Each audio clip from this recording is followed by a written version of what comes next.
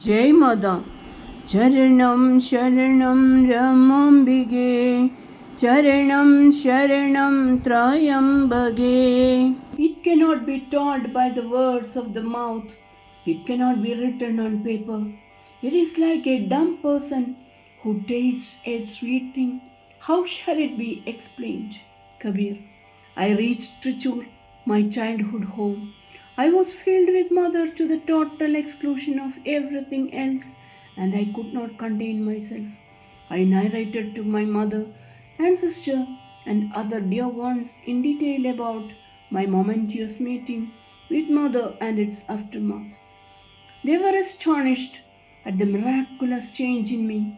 The prayer welled up in my heart that my mother and sister, who had suffered much, could meet mother and gain that solace which she alone could give. Oh, how many souls have I not come across since then, each in his or her own way needing help to climb out of the gloom of despair, who at last found courage and comfort in the life-giving light of those eyes. And as I write these lines, those eyes appear before me, twinkling perhaps in mild amusement at my feeble efforts to describe them that defy description. O beloved eyes, watch over me and guide me as I proceed. Those eyes, twin blue stars that hold the light and beauty of the heavens. Those clear eyes which reflect the light and shade of every passing mood, like the changeless sky in which the sun and the moon, the clouds and the rainbows, and the lightning and the mysterious darkness of the night have their ever-changing play. Those eyes, twin fountains of prema, pouring forth the nectar of love, the twin temples of prayer, offering benediction to all those who approach those holy portals. Those eyes are the balm that soothe burning sorrowing hearts, and spread peace over restless, tumultuous minds. Those eyes, which with a single flash completely change one's life. Those eyes, the beacon light which lead us on, loving us, warning us, strengthening us to face the battle of life. By those eyes, the spiritual fire in us is kindled. The embers of unselfish love, duty, and devotion stirred and kept in radiant glow. And from those eyes come the keen darts that awaken in us lofty thoughts and noble ideals, which had laid dormant in our minds for years and years. When she manifests in herself the perfect concept of the all-loving mother, when her eyes moisten at the sorrows and cares that harass her children and soften and melt with tenderness, love and kindness towards them, then we feel she is our own beloved mother, and in that moment we forget the greatness of her personality. We are at our ease and take all the liberties that children take with their mother. At other times in Krishna Bhava, those eyes would scintillate with mischief and playfulness, one blinding flash of love and bliss from them. You think it was particularly aimed at you, but if there were 100 people, each would be thinking it was meant for him or her alone. It goes straight into your heart, and the next moment you are overpowered by a flood of indescribable happiness. That glance makes you its captive forever. You are incapable of speech or even thought. You are conscious of only one thing, the sweeping, surging happiness, and the poignant, insistent urge of your heart to take the answering leap into the eternal fountain of love and lose yourself completely in it. Nothing else matters.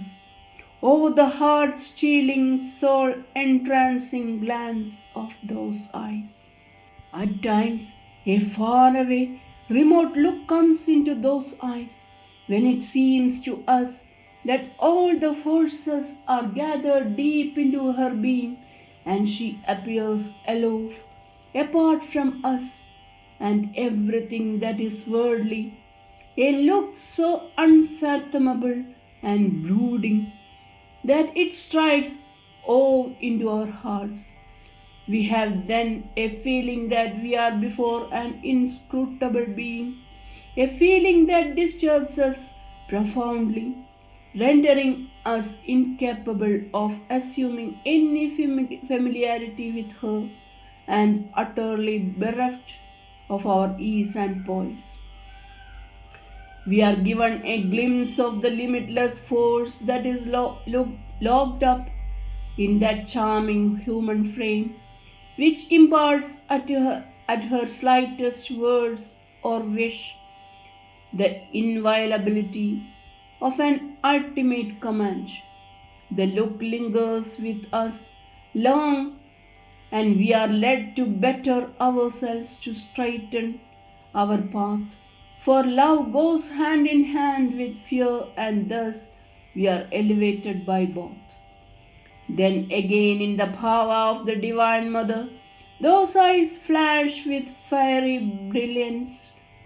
Rays of force and energy radiate from them.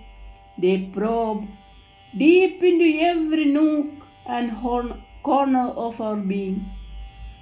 They blaze out challenging, dauntless, all-conquering. They hold within them all the terrible beauty and grandeur of the Divine Mother. We feel that a glance is enough to smite us down or save us forever.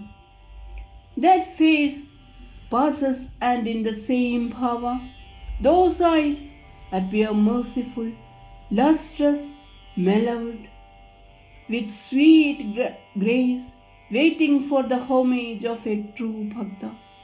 They then seem to melt with eagerness to bestow her supreme gift, and the Bhakta, lost in the bliss of grace of those eyes, prostrates before her in eternal surrender. Again, in the course of a discussion, when she wants a point to penetrate our understanding, those eyes would burst into flames, as it were, and reveal to us the tremendous power of her divine personality. Then they become imperious and lend such force and weight to her words that they go deep into our minds and take firm root there. Constant, yet ever changing, reflecting 100 moods and flashing 100 messages, commanding, compelling, challenging, and with a loving and comforting. Those eyes are marvelous, and I am amused at the futile attempts I have made to describe the indescribable. Charanam Sharanam Ramambige, Charanam Sharanam Trayambage. Jai Mother.